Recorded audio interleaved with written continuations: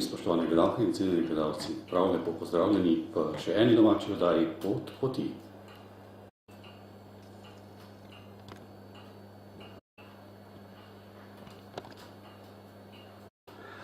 Hvala Jezus in Marija, moji prijatelji. Danes je na obisku v nadškofiji Ljubljana.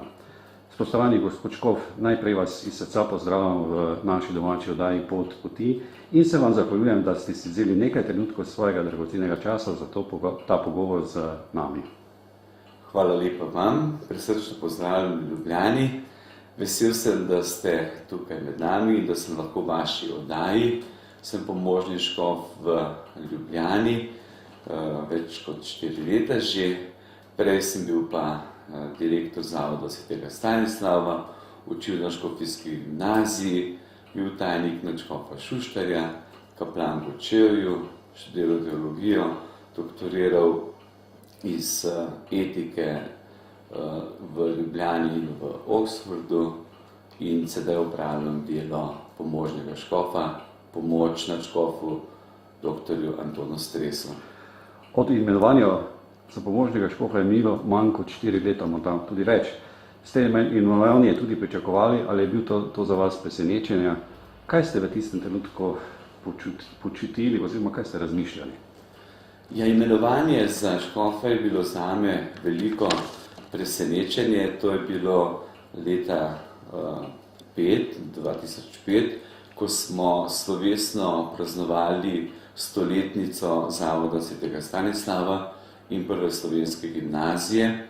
Imeli smo veliko slovesnosti, izdali zbornik, bile so različne razstave, potem smo pripravili slovesno akademijo v Cankarjevem domu, zahvalno mašo v ljubljanski stolnici in takrat sem razmišljal po človeško, ko bo vse to mimo, potem pa bo življenje teklo nekoliko bolj mirno, zopet bomo lahko običajno delali. Ravno v tistem trenutku pa je prišla ta novica, ko me je apostolski nuncij Sloveniji poklical, da me je papež Benedikt XVI imenoval za škofa.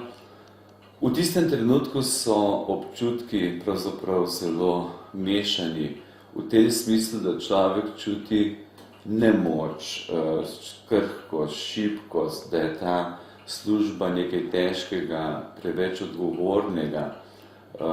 To, da po drugi strani sem sprejel to službo prav v veri in zavesti, da nisem jaz tisti, ki sem izbran, ampak da sam sebe izbiram, ampak je Bog tisti, ki kliče in zaupanje v Božjo pomoč, v Božji blagoslov, pomeni neko novo moč, globoko zavest, da človek ne opravlja te službe sam iz svoje človeške moči, ampak se, če bi lahko rekel, tako položil Božje naročje. In zame je bilo vedno temeljno vodilo izpolnjevati Božjo voljo, katerokoli službo sem tudi opravljal. In tudi pri tej službi je bilo temeljno vodilo prav to.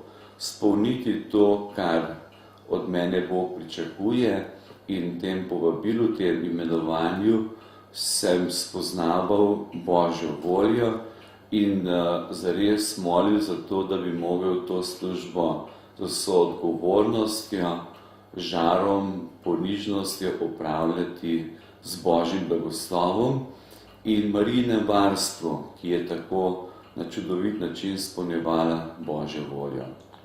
Ali ste ob imenovanju postavili tudi kakšne prioritete, ki jih boste kot škof poskušali uresničiti?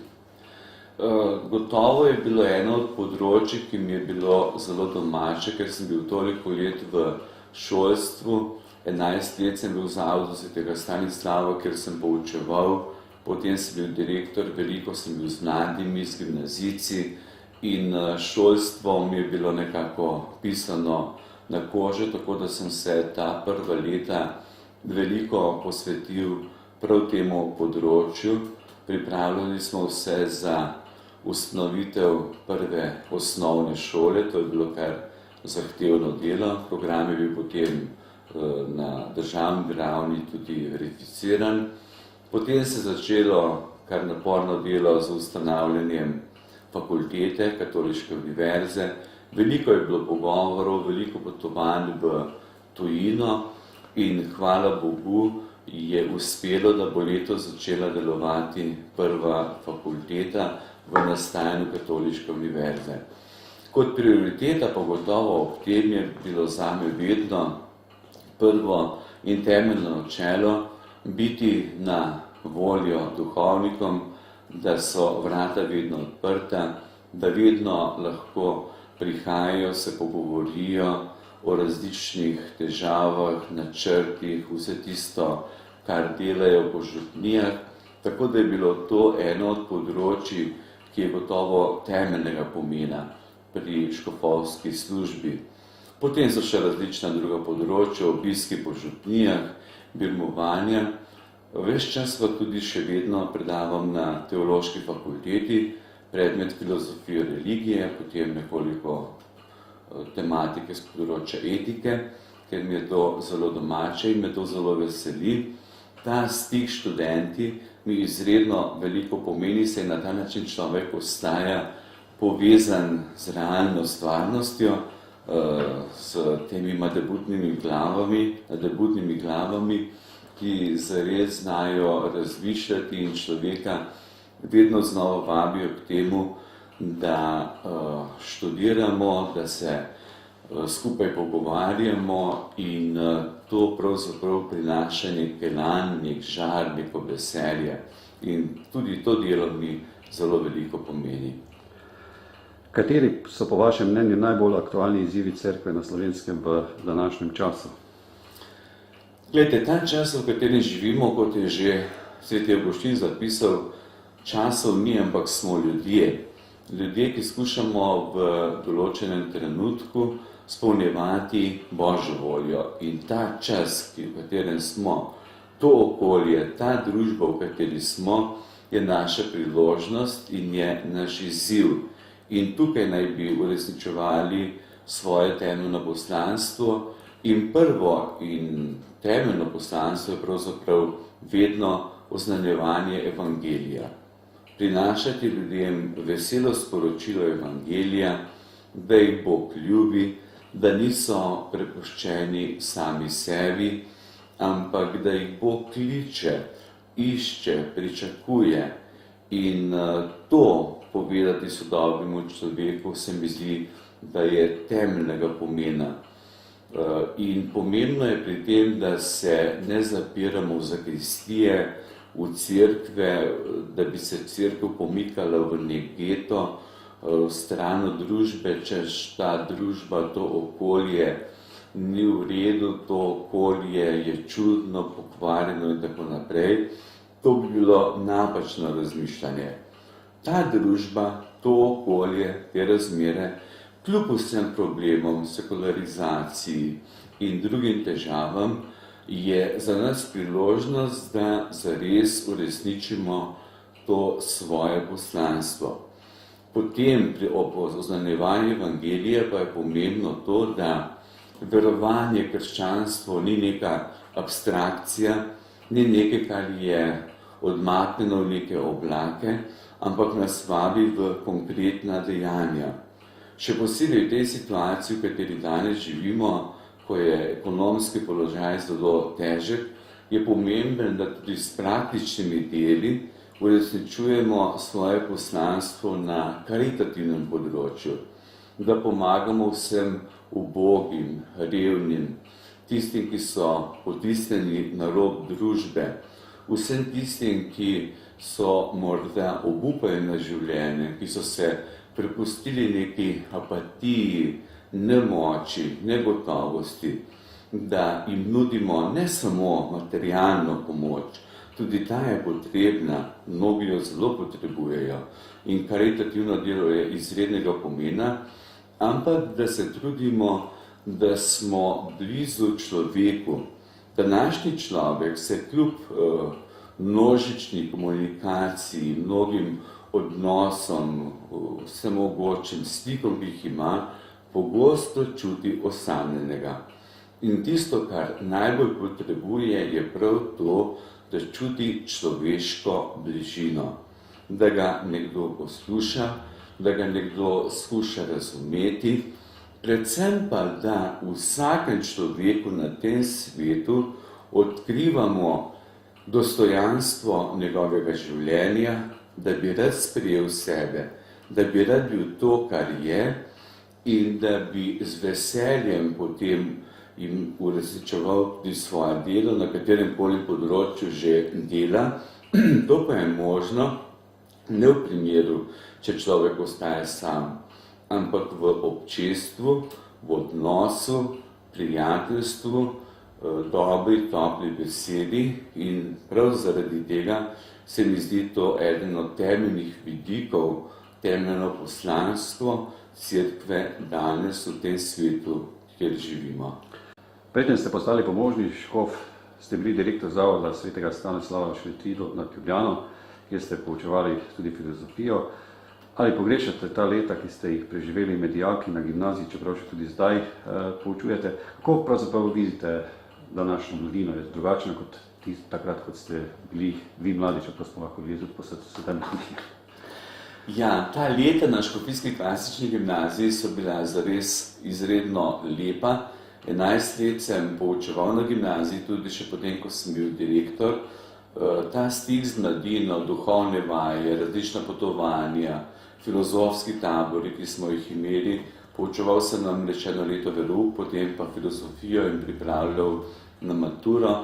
To je bilo izredno živahno obdobje, lepo obdobje, polno življenja, 700 dijakov v gimnaziji, dijaški dom, študentski dom, glasbena šola.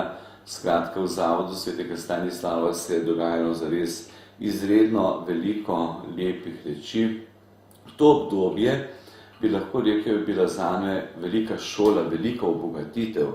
Ob tem, ko človek daje, ko se pogovarja z mladimi, ko jih poučuje, tudi sam izredno veliko prejme. In to je bila zame prav posebna obogatitev, in mladih sem odkrival, da imajo izredno veliko talentov, izredno veliko darov, možnosti, sposobnosti. In temeljnega pomena pravzaprav se mi je zdelo vedno v mladem človeku odkrivati njegove posebne talente, da te lahko razvije.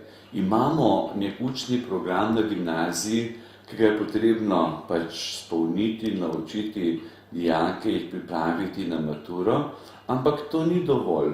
Pomembno je tudi, da se človek celostno razvije kot osebnost in da najdemo zares tisto, kar je njegova posebna veščina, njegov poseben dar, da se tudi na tem področju uresničuje.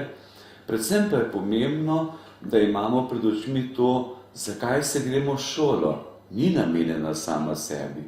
Namenjena je predvsem tem, da v teh tako pomembnih letih mlad človek raste osebnostno, kulturno, na verskem področju, da ima to veselje do življenja, da rad sprejema sebe takšnega, kakršen je.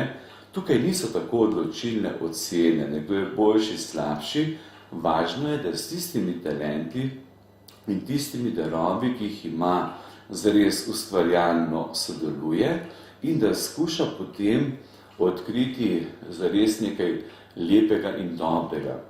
Trdno sem prepričan, da je v mladih ljudeh toliko dobrega, toliko lepega, in o poučevanju, pri verouku, na duhovnih obnovih, potovanjih, taborih, ki smo jih imeli, je bilo zame vedno temeljno vodilo odkriti v človeku tisto lepo dobro, odkriti njegov žar, njegovo veselje, njegovo poslanstvo, da zares odkrije svojo pot.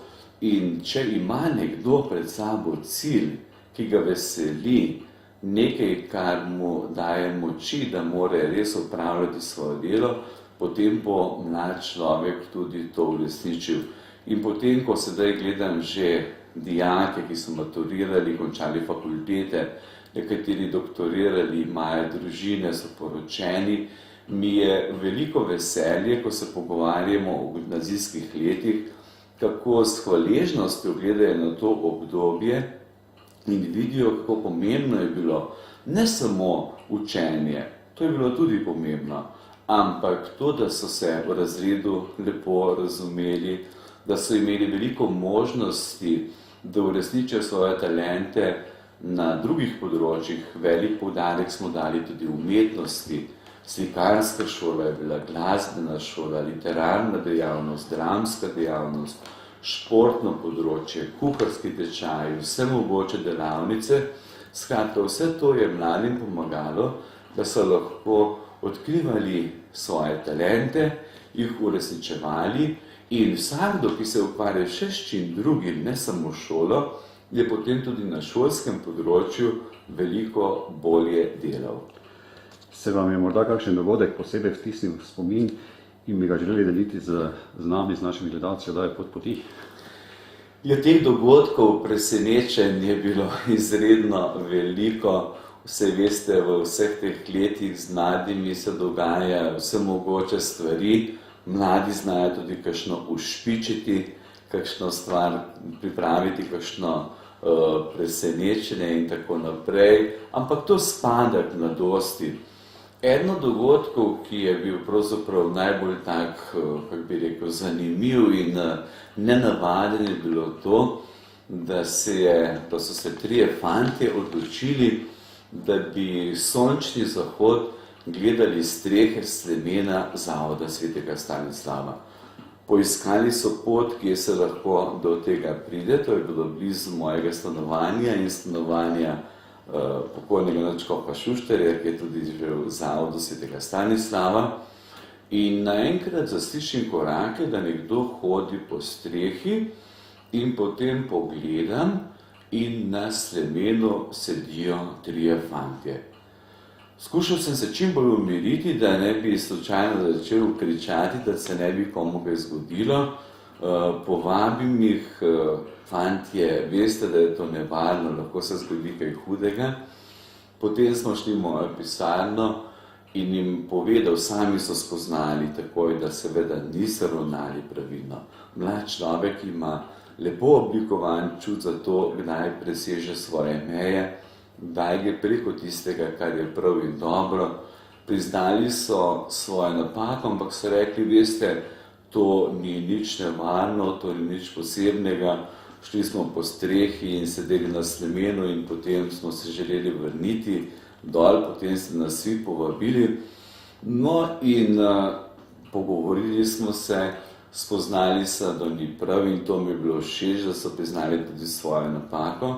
No, potem pa je bilo zanimivo, zelo rad grem v hribe na Ratitovec in eden od teh fantov pride s padalom, padalom in se tam ustavi pred kočo na Ratitovcu in pravi, vidite, da ni nevarno, če se upam leteti s padalom, potem tudi tisto na strehi ni bilo nevarno. Oba sva se nasmejala, se z veseljem spominjala tega dogodka, kljub temu, da bi lahko se morda tudi kaj zgodilo, ampak vendarle to tudi spada k življenju mladih, da so malo navihani, malo predrzni. Skratka, to je treba sprejeti samo, da ostaje vse v nekih zdravih mejah, da ne gre preko, predvsem pa, da to ni nevarno. Niso pa mladi nikoli hudobni, so malo navihani, morajo biti v teh letih. Pričakuje pa tudi to, da če nekdo od dijakov naredi nekaj narobe, če se jim je povedalo, fantje ali dekleta, to pa ni v redu, to je šlo pa preko meja, niso zamerili. S temi fanti smo še vedno najboljši prijatelji. Skratka, mladi pričakujejo ne samo to, da jim ugajamo, da populistično rečemo, delajte, kar hočete. Prav je, da jim postavimo neke meje in kadar gredo preko roba, da jim povemo, poglejte, to ni bilo v redu, to je treba popraviti. In to sprejmejo in ne zamirijo. Jasna beseda, to celo pričakujejo, da jim nekdo pove in potem skušajo pa življenje in svojo mladostno energijo spraviti v neke zdrave okvire. Danes imamo v Sloveniji katoliške vrtce, osnovne šole, gimnazije in vsako leto so polno zasedeni. Nekatere je potrebno tudi zavrniti. Zakaj se ljudje odločajo za katoliške šole? Glede, zanimanje za katoliške šole je izredno veliko. Imamo samo eno osnovno šolo, zato je vpis izredno velik. Že za leta naprej se starši zanimajo, da bi pisali na katoliško šolo. Potem tudi 4 katoliške gimnazije v Mariboru, Ljubljani, Vipavi in Želimljah so zelo kvalitetne. Zdi se mi, da je zanimanje tako veliko prav zaradi tega, ker ob šolski dejavnosti, ob učenju zelo poudarjamo tudi pomen vrednot, da se nekoga celostno vzgaja. Ne samo, da se mu da toliko in toliko podatkov o vseh predmetih, ampak da zares raste kot osebnost, da oblikuje vrednote, da oblikuje neko samozavest, veselje do življenja. Je pa tudi na drugih šolah, osnovnih in gimnazijah, izredno veliko dobrih učiteljev, dobrih, kvalitetnih dijakov, tako da smo lepo sodelovali z različnimi gimnazijami, od Kranja do Bežigrada, do gimnazij po Sloveniji in tudi potem po svetu. Te katoliške šole so mišljene predvsem kot izziv vsem skupaj, da se vsi trudimo, da šolstvo in vzgoja nikoli ne bi bila omejena samo na suhoparno podajanje podatkov, ampak da bi se zares v šolah trudili za to, da mladega človeka sprejemamo celostno, da zares je oseba, je nekdo, ki se ga jemlje resno in da razvije vse mogoče talente, ki jih ima. Zato je bil namen teh šol sodelovanje tudi z drugimi, ne nasprotovanje nekaj podobnega. Vse šole, državne in privatne, katoliške, se morajo truditi za to, da so kvalitetne, da se profesori zares trudijo, vsi predmeti so pomembni, da skušajo svojim pričevanjem in svojim načinom življenja in stiki z dijaki zares oblikovati čim bolj pristne in iskrene odnose. V Svetem pismu lahko beremo, veliko je poklicanih, a malo izvoljenih. Menite, da bi število dijakov zmanjšalo, če bi na primer recimo v katoliških gimnazijah prvenstveno vzgajali za bodoče duhovnike, redovnice, oziroma če bi program zasnovan tako, da bi dijaki lažje zaslišali božji klic. Naredijo šole v tem pogledu dovolj? Glejte, mislim, da je prav, da nekdo, ki v sebi nosi duhovni poklic, to čuti morda že nekdo prej, drug kasneje, da je v čim bolj naravnem okolju. In v teh gimnazijah je prav, da so odprte prav za vse, ne samo za tiste, ki čutijo duhovni poklic. Že škof Jeglič, ko je ustanavljal škofove zavode, je hotel deliti, da bi bilo posebej semenišče, posebej za fante, ki čutijo duhovni poklic, pa posebej za tiste, ki bi se odločili za druge poklice. Pa se je potem odločil, da so vsi skupaj. In tudi naše vodilo je bilo to, da so zares fantje in dekleta skupaj v razredih, da je tam čim bolj zdravo vzdušje, da gledijo prave odnose. Tisti pa, ki v sebi čutijo duhovni poklic, pa imajo veliko možnosti pogovorov z duhovnikom, ker nekaj duhovnikov je na vseh teh katoliških gimnazijah, da ta poklic oblikujejo, se pogovarjajo, imajo duhovno življenje, vsak dan je maša zjutraj in zvečer, potem so duhovne obnove in zdi se mi tudi zelo naravno, da je v tem obdobju mladosti, gimnazijskih let nekdo v okolju skupaj z drugimi in da vidi realno, stvarno življenje, tudi probleme, tudi težave. Tudi na katoliških gimnazijah se dogajajo določeni problemi, ampak to je znamenje, da smo na pravi poti in da te probleme rešujemo. In prav je, da nekdo, ki čuti v sebi duhovni poklic, raste v tem okolju, spoznava realno življenje, takšno, kot je, in tukaj pravzaprav raste, oblikuje to poklicanost in mislim, da je ob vseh različnih dejavnostih na drugih področjih, posebej pa še tudi na duhovnem področju, veliko možnosti, da ta duhovni poklic v sebi zares razvije in okolje je več kot primerno za to. Če povem samo iz Škofovih zavodov oziroma škofijske klasične gimnazije, danes smo pogledali, je bilo več kot 30 duhovnih poklicev, duhovnikov, redovnic in drugih. Zdi se mi pomembno, da je v tem smislu, da so katoliške gimnazije odprte prav za vse, tisti pa, ki v sebi to čutijo, to posebno poklicanost, pa v tem naravnem okolju, pogovoru z drugimi, gojijo ta poklic, imajo pa, kot sem že omenil, veliko možnosti, da se o tem pogovarjajo z duhovniki, duhovnimi voditelji v zavodu ali pa tudi zunaj z domačimi župniki. Župnije tukaj izrednega pomena, različne občestvene skupine, da to božje seme v njem zares lahko raste. In hkrati se pa tudi tak mlad človek pripravlja, ko bo šel potem, recimo, da se odloči za bogoslovje, semenišče, da bo dejansko imel stik z realnim, stvarnim svetom. Kajti, če ima nekdo duhovni poklic, ne pomeni to, da se mora zdaj pa umakniti, bežati pred tem svetom, biti ločen od sveta.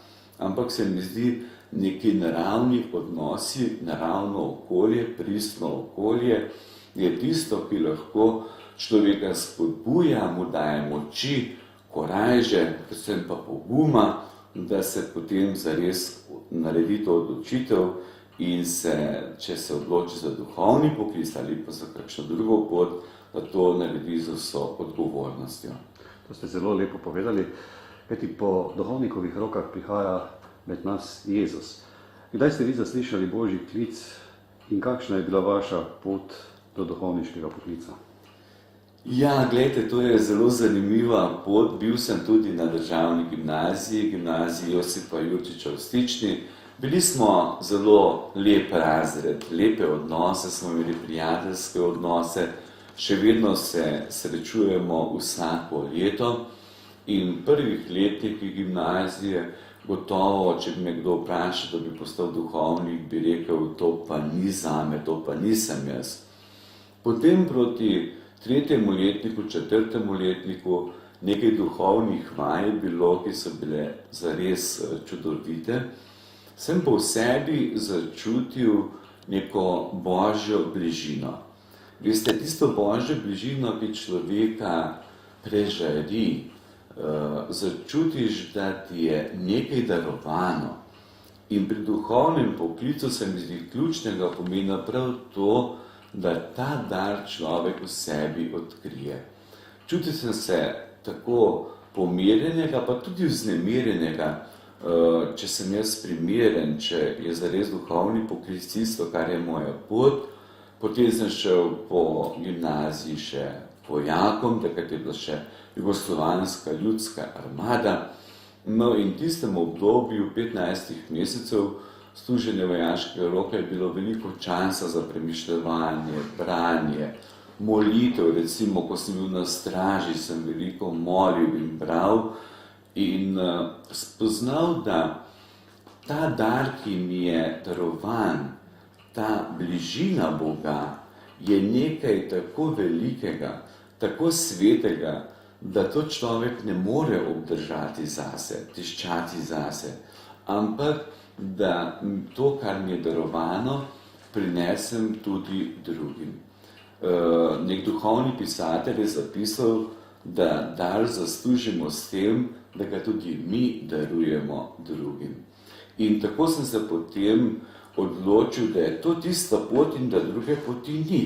Bog, ti me kličeš, ti me vabiš, ti me obdaruješ in tako sem se potem odločil, da grem v bogoslovje, na študij teologije in mi je bilo veliko veselje, veliko radost, da potem v teh letih bogoslovja semenišča, ko smo bili res zelo letnik, lepo smo se razumeli med seboj. Človek to seme, ta dar Božjega poklica razvije in začuti, kako lahko potem ne v lastni moči, ampak v moči obdarjenosti, milosti, daru, skuša potem narediti nekaj lepega, dobrega za druge, prinašati to, kar je sam doživel, kar je meni darovano, da tudi drugim skušam prinašati to oznanjati. Veliko krat v oddajah Pot poti govorimo o molitvi. Ali je molitev za duhovne poklice pomembno? Molitev za duhovne poklice je ključnega pomena. Veliko je dejavnikov, ki jih poudarjamo, vidikov, ki so pomembni za duhovne poklice. Tisto, kar se mi zdi, tudi pri meni osebno, je bilo izhodišče, ko gledam nazaj, moja družina, moji starši, oče in mama, potem 3 bratje in sestre. Doma smo zelo veliko molili, redno hodili k sveti maši, dobro uro, peš in nismo nikoli zamudili, ker smo kljub temu, da je bila pot kar dolga. Predvsem pa je bilo čudovito pričevanje, ko človek vidi, kako je oče sklenil roke, mama, kako so nas blagoslavljali, ko smo odhajali na različne poti. In tudi ta skupna molitev doma v družini, molitev rožnega venca, druge molitve. Potem sem imel čudovite duhovnike, s katerimi sem se srečeval v letih odraščanja, gospoda župnika Škulja, potem kaplan je bil gospod Jože Kastelic, potem verouk nas je poučeval pokojni Viktor Prestor na Kopanju. In ob vseh teh duhovnikih sem doživljal, kako so zares sveti, kako veliko molijo, kako se mnoge od teh velikokrat našel v cerkvi pred tabernakljem. In Bog kliče tudi danes, tako kot je klical pred 100 leti, 200 leti. Molitev pa se mi zdi ključnega pomena, da se zavedamo tega, da je Bog tisti, ki daje ta dar. In molitev pomeni tudi to, da bi mladi imeli dovolj moči, dovolj poguma, dovolj korajže, da naredijo ta odgovorni korak. Prav ta strah pred odgovornostjo, beg pred neko dolžnostjo, dokončno se za nekaj odločiti, je danes eden temeljnih problemov, pa ne samo pri duhovnem poklicu, ampak tudi pri vseh drugih odločitvah. Tako je molitev, se mi zdi, odločilnega pomena ob družini, ob zgledih, ob študiji in ob vsem tem, je pravzaprav to neka podstat, nek temelj, ki daje moči in zaupanja, kljub temu, da je duhovni poklic oziroma tisti, ki se odločajo, manjše v sedanjih časih pri nas in po svetu, v Evropi, govorimo o sekularizaciji, da Evropa potrebuje novo evangelizacijo. In molitev pomeni prav to, da zaupamo. Bog je tukaj, Bog kliče, Bog vami. Tisto, kar je potrebno, je predvsem to, da mladi zberejo dovolj poguma, moči, da se ne samo v lastni moči, ampak moči Božjega blagoslova, poklicanosti in daru odločijo za to, da stopijo korajžno na pot za Gospodom. Mnogi molijo za nove duhovne poklice, ne molijo pa že za poklicane, tako da mnogi na poti omagajo oziroma skrenejo s poti. Glejte, gotovo je ob molitvi za nove duhovne poklice, to, kar ste zelo lepo poudarili, pomembno, da molimo tudi za vse tiste, ki so se že odločili za to pot, ali so že duhovniki, redovniki, redovnice, misionarji. Molitev je najprej v osebnem življenju zelo ključnega pomena, da sami molimo, kajti molitev je pravzaprav kot dihanje. Če nehamo moliti, je podobno, kot če bi nehali dihati. Življenje ne gre naprej. In zato, kadar so srečanja, različna srečanja za molitve za duhovne poklice, je vedno poudarjen tudi ta vidik. da bi človek ostal zvest tej poklicanosti. Ravno pred 2 dnevoma sem imel mašo pri srcu Jezusovemu ob obletnici smrti škofa Gnidovca, svetniškega kandidata, in on je izredno močno poudarjal prav to zvestobo, služenje cerkvi v občestvu. Torej, vsakdo, ki je že na tej poti, tudi potrebuje molitve, najprej da sam moli, potem pa da tudi drugi molijo zanj. In gledajte, ko obiskujem različne župnije, ali pa ko obiskujem različne domove za starejše, ali pa bolnike v bolnicah, kolikokrat mi poudarijo to, da molijo najprej za vse duhovnike, redovnice, da bi ostali zvesti, da bi ohranili nek žar, veselje svoje poklicanosti. In zdi se mi, da je to tista moč, da seveda lahko človek vztraja na tej poti. Nekateri tudi omagajo, se odločijo drugače, pridejo kasneje do drugačnega spoznanja. Nikogar ni moral pravice soditi. Bog ima tisočere poti, da človeka pripelje k sebi. Važno pa je, da zares zaupamo, da je Bog tisti, ki v nas deluje, in ko se nekdo odloči za duhovni poklic, ko je že duhovnik ali redovnik, redovnica, je pomembno, da čim bolj ohranja ta osebni odnos z Bogom. V vseh trenutkih uspehov, ko lepo stvari tečejo, pa tudi v trenutkih preizkušenj, morda palcev, porazov, ko stvari ne gredo tako, kot bi morale. Povezanost, osebna povezanost z Bogom je resnična moč, da človek v duhovnem poklicu ohranja nek žar, neko globoko zavest, kot je zapisal apostol Pavel, da se moč slabosti spopolnjuje. Doživljamo tudi lastno slabost, krhkost, nemoč, ampak pomembno je, da človek vztraja. In še nekaj se mi zdi zelo pomembno, da ima duhovnik, redovnik ali redovnica dobro družbo, da se srečuje z duhovniki, da se pogovarja o problemih, da ne ostaja sam, ampak da zares skupaj z drugimi skuša oblikovati tudi temelje svojega poslanstva. Ali nam lahko poveste tudi kaj o Katoliški univerzi? Ja, lahko vam povem prav veselo novico. Ravno v teh dnevih je šlo v razpis ven, da bo jeseni začela delovati prva fakulteta. To bo fakulteta za poslovne vede. Potem naj bi nastajale še druge fakultete, in da bi se počasi oblikovala Katoliška univerza. Kar nekaj let priprav je bilo na to. Veliko sem na tem področju delal in moram reči, da je to nek prav poseben izziv postavljati prvo katoliško fakulteto in katoliško univerzo v Sloveniji. Pomembno se mi zdi prav zaradi tega, da imamo na ta način pokrito celotno vertikalo vzgoje. Od vrtcev pa do fakultete, se pravi do univerze. Glejte, pri Katoliški univerzi in prvi fakulteti, ki bo začela delovati jeseni, je že imenovana dekanica, to je profesor dr. Slavka Kavčič, sestra pokojnega nadškofa Lojzija Šuštarja.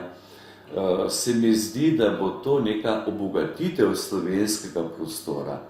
To ne pomeni, da so druge fakultete slabe ali neko delo proti drugim fakultetam. Ravno nasprotno. Želimo sodelovati z vsemi podobnimi fakultetami v Sloveniji. Tako smo obiskali ekonomsko fakulteto v Ljubljani, v Mariboru, v Kopru.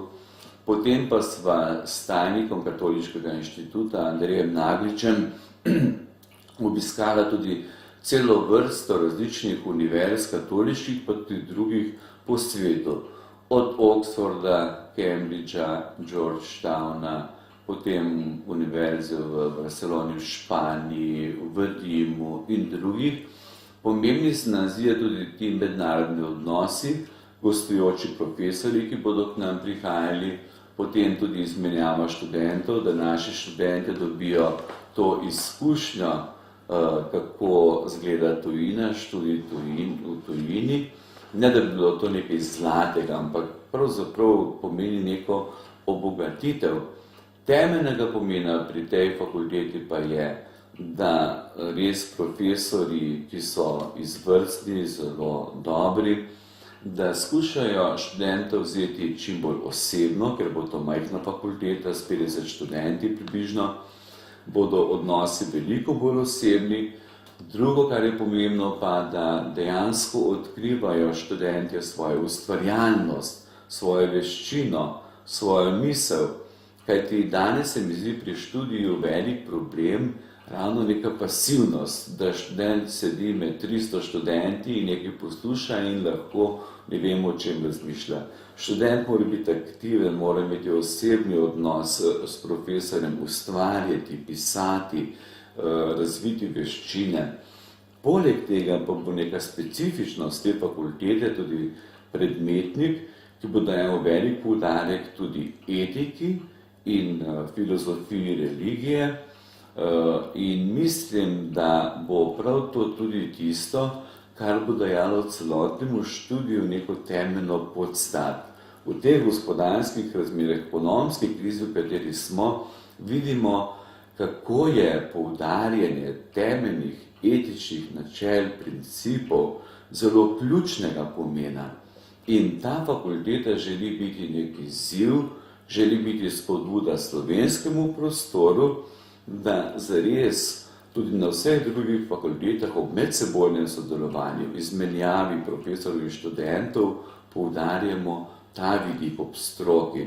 Kot na srednji šoli je na fakulteti še toliko bolj pomembno, da študent ni samo neka številka v predavalnici, ampak je zares osebnost s svojimi darovi, svojo ustvarjalnostjo, vsem bogastvom svojega bivanja in da ga študij osebnostno bogati, hkrati pa poudarjamo tudi aplikativnost študija, namreč v tem smislu, da bodo študenti lahko svoje znanje potem preizkušali v različnih podjetjih, že v času študija in na ta način pokazali in dokazali svoje sposobnosti, svoje veščine, svojo ustvarjalnost in tako videli v svojem poklicu zares nekaj, kar jih vodi pri tem, da morajo v tej družbi narediti nekaj dobrega za skupno dobro družbe, v kateri živimo, za ta slovenski prostor.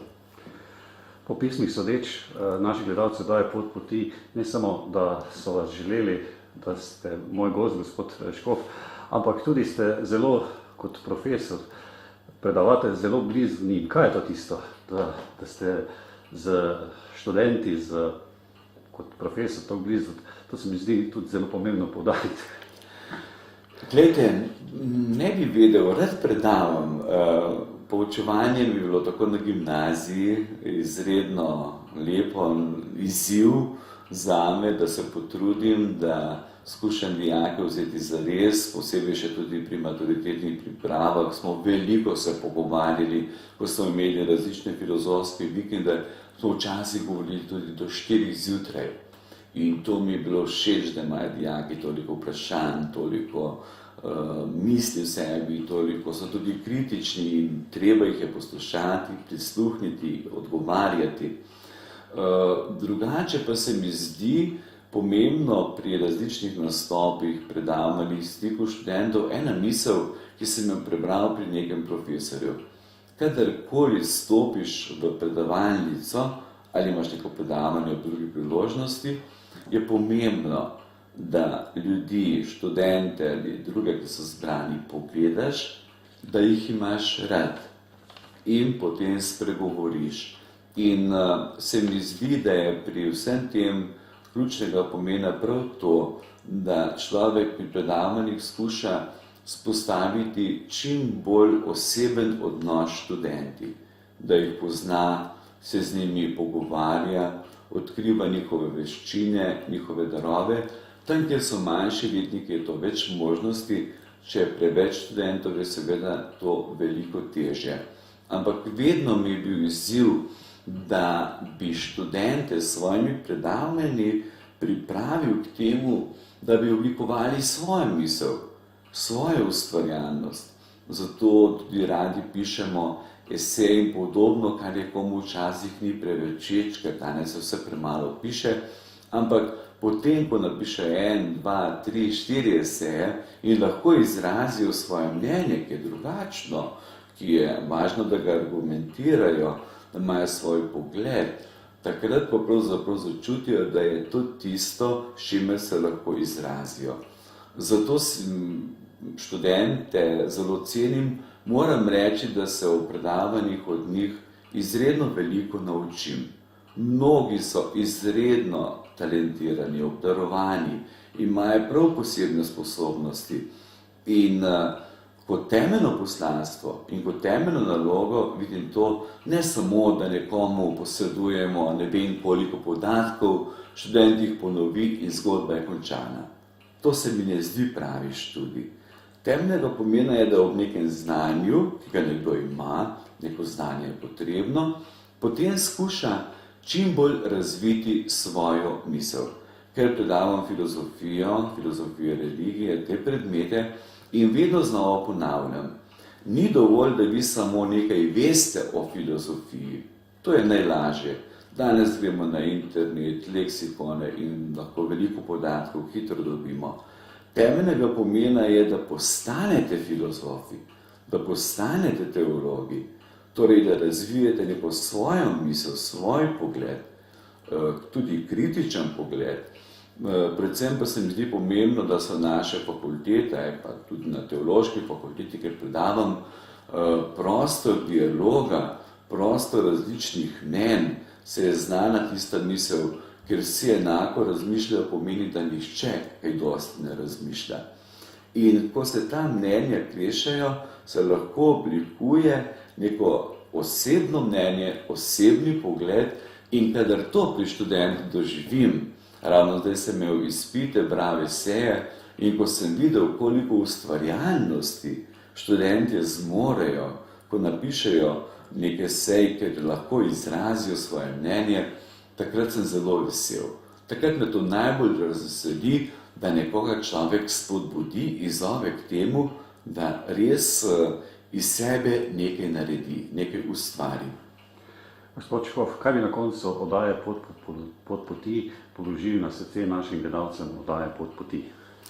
Najprej se vam zahvaljujem za to oddajo, ki je zelo gledana, koliko sem informiran za vaše zelo plemenito in bogato poslanstvo.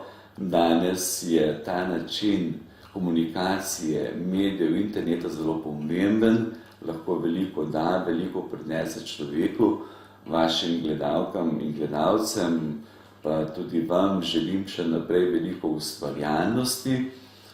Vsem skupaj pa bi položil na srce predvsem to, da živimo v tej skupnosti, državi, da živimo v nekem milostnem trenutku zgodovine, kljub vsem problemom, ki se javljajo, in da je ta čas, ta prostor, naša priložnost, da kot kristjani uresničimo svoje poslanstvo.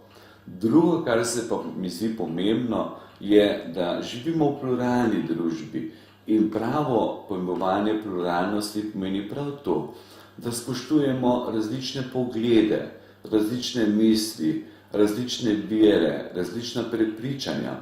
Temeljnega pomena je, da najprej spoštujemo človeka kot človeka in da skušamo potem seveda ne samo tolerirati, ampak spoštovati njegov pogled, graditi odnos, kajti samo na podlagi tega se oblikuje dialog in lahko ustvarjamo bolj pozitivno ozračje tudi v okolju, v kateri živimo.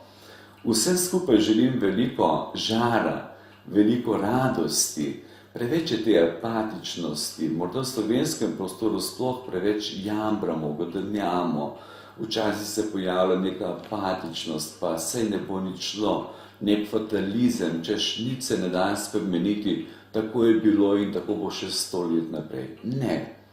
Postali smo, da odgovarjamo za to situacijo. Václav Havel, glavni češki predsednik, je poudaril, naša usoda danes je odgovornost.